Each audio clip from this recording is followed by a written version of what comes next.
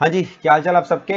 ये वीडियो बनाने वाला हूं मैं सीए फाउंडेशन स्टूडेंट्स के लिए स्पेसिफिकली, और इसके अंदर हम डिस्कस करने वाले हैं सीए फाउंडेशन स्टूडेंट्स के लिए 30-डे strategy for this last month before the November 20 exams.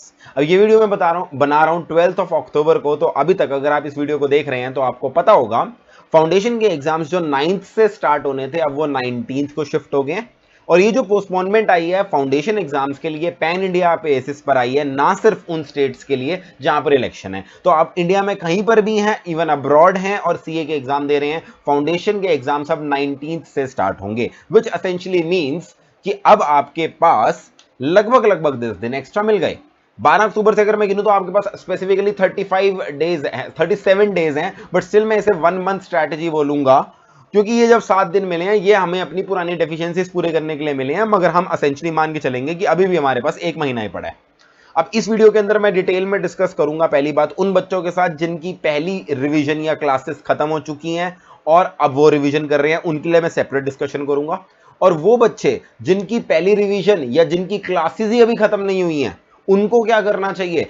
कुछ बच्चों को मैसेज आ रहे हैं सर May 21 दे दें, हम अटेम्प्ट छोड़ दें क्योंकि हमारी तैयारी नहीं हो पा रही, उनके लिए भी मैं डिस्कशन करूंगा। तो दोनों सेट ऑफ स्टूडेंट्स इस वीडियो को लास्ट तक देखना, आपको आपकी जो भी सिचुएशन है उस हिसाब से आपको क्या करना चाहिए उसका जवाब मिल जाएगा।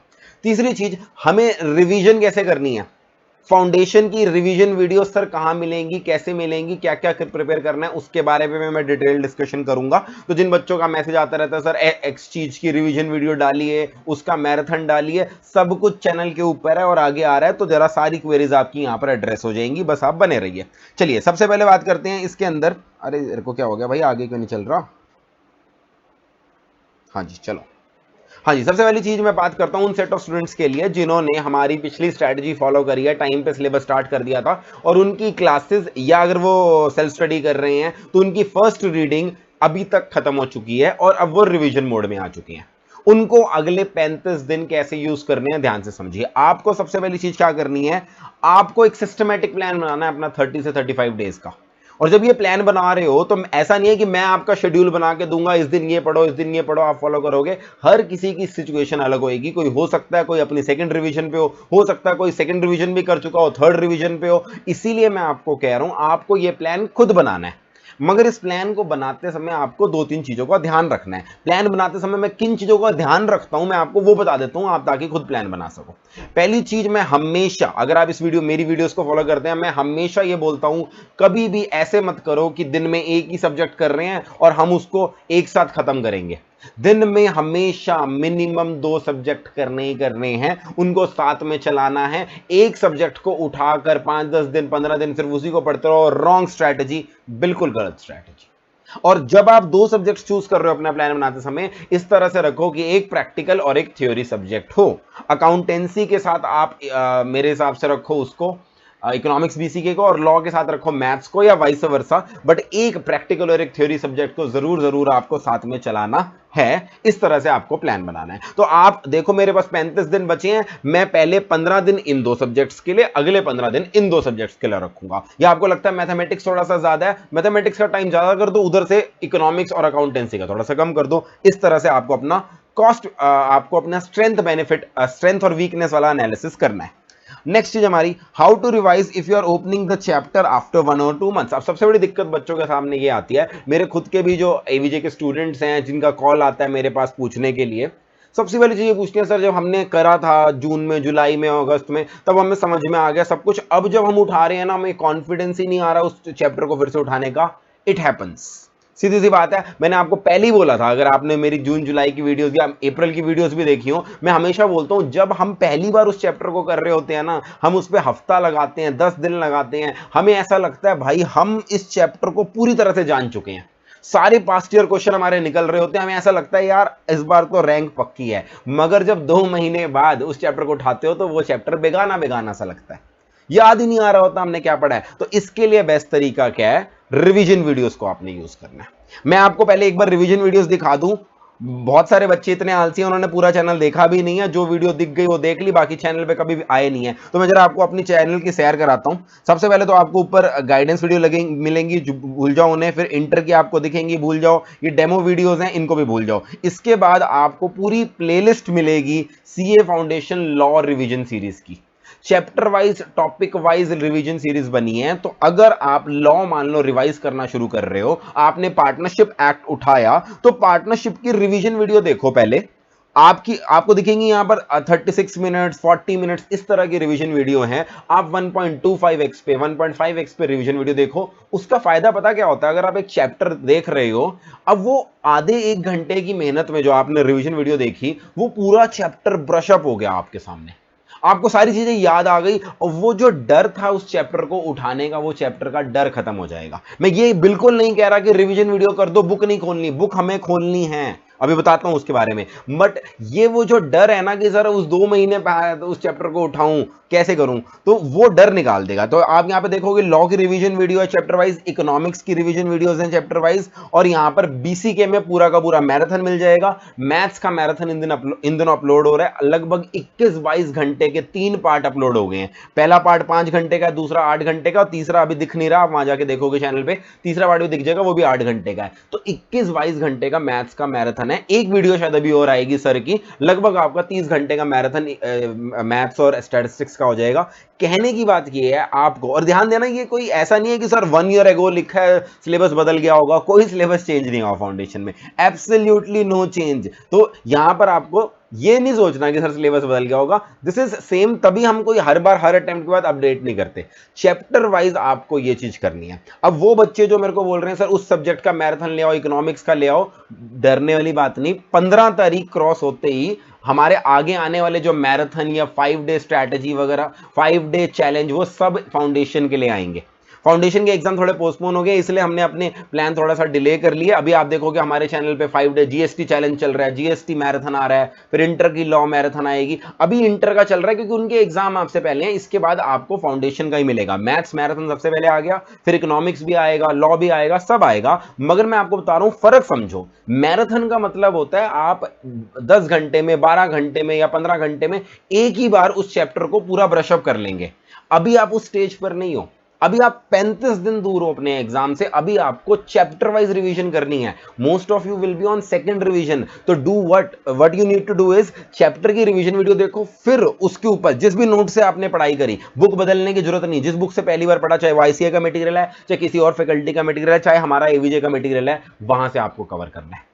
अब यहां पे मैं स्पेसिफिकली सब्जेक्ट वाइज बात करूं, सबसे पहले बात करते हैं लॉ और मैथमेटिक्स की, जिनमें सबसे ज्यादा दिक्कत आती है। देखो लॉ का बड़ा सिंपल सा तरीका है, आगे साहिल सर आपको गाइड करेंगे, या साहिल सर की आपने क्वेश्चन बैंक सीरीज देखी होगी, आप ना जो भी कोई दिक्कत हो यहाँ प्लेलिस्ट में से देख लिया करो, आपको उसके ऊपर पूरी की पूरी सीरीज मिल जाया करेगी। जैसे यहाँ पर क्वेश्चन बैंक सीरीज आपको यहाँ पर दिख जाएगी, साहिल सर ने बनाई थी, जिसके अंदर लॉ के क्वेश्चन बैंक के बारे में उन्होंने बताया था।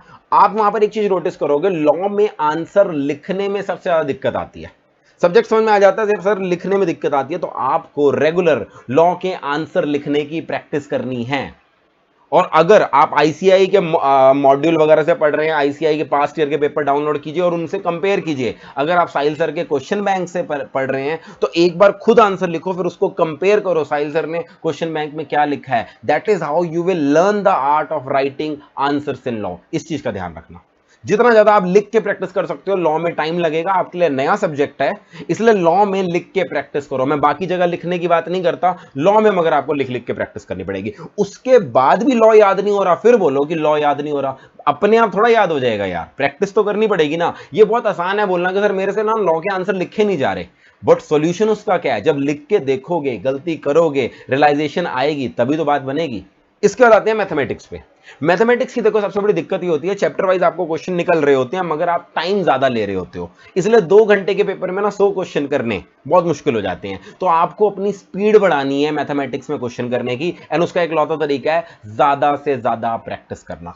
तो आप चाहे मयंक सर का मैराथन फॉलो कर रहे हो, या किसी और टीचर का मैराथन फॉलो कर रहे हो, जो भी चीज कर रहे हो, मगर आपको ज्यादा से ज्यादा प्रैक्टिस करनी है। मॉक टेस्ट सीरीज अगले थोड़े दिनों में आने वाली है, उस पर भी रोज मॉक टेस्ट दो। अगर आपके पास खुद के पास कोई और मॉक टेस्ट पड़े हैं उनको दो, बट ज्यादा से ज्यादा प्रैक्टिस करनी है। प्रैक्टिस क्वेश्चंस की कोई कमी नहीं है, मैथमेटिक्स में स्टैटिस्टिक्स में भरमार मिलेगी आपको क्वेश्चंस की, राइट। नेक्स्ट चीज आती है इकोनॉमिक्स बीसीके, यानी कि मेरे सब्जेक्ट पे इकोनॉमिक्स बीसीके के ऊपर मैं सेपरेट वीडियो फिर से बनाऊंगा। मैंने एक बनाई भी थी पहले, अगर आपने देखी थी। फिर से अगर मैं मैथमेटिक्स और इकोनॉमिक्स और बीसीके के ऊपर बनाऊंगा, मगर मैं अभी आपको सिर्फ इतना बोलना चाहूंगा इकोनॉमिक्स बीसीके, क्योंकि हमारा ये सब्जेक्ट डिस्क्रिप्टिव नहीं है, ऑब्जेक्टिव है। तो यहां बेस्ट चीज क्या है, आपको एक चैप्टर को मल्टीपल टाइम्स रीड करना है। सर वो तो पहली बार में हम कर चुके हैं, फिर से करें? देखो भाई, यही तरीका है।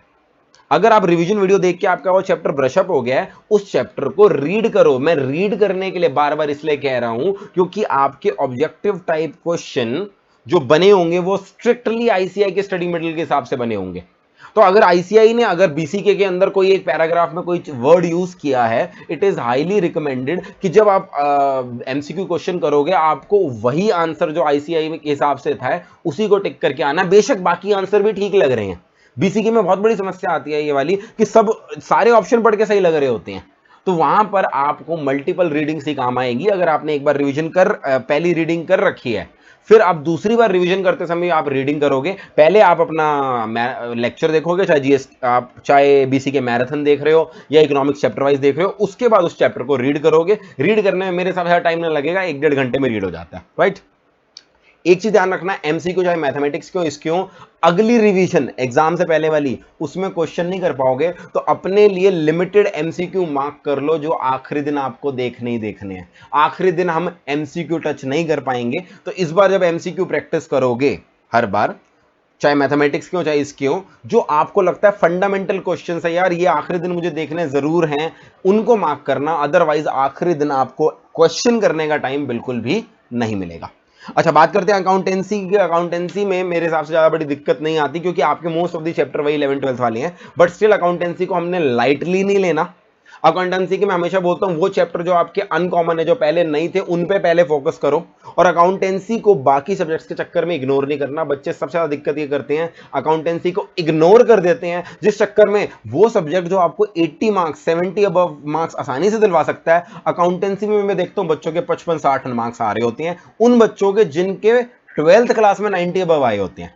So the only reason is you tend to be overconfident in accountancy, which you don't have to be, right?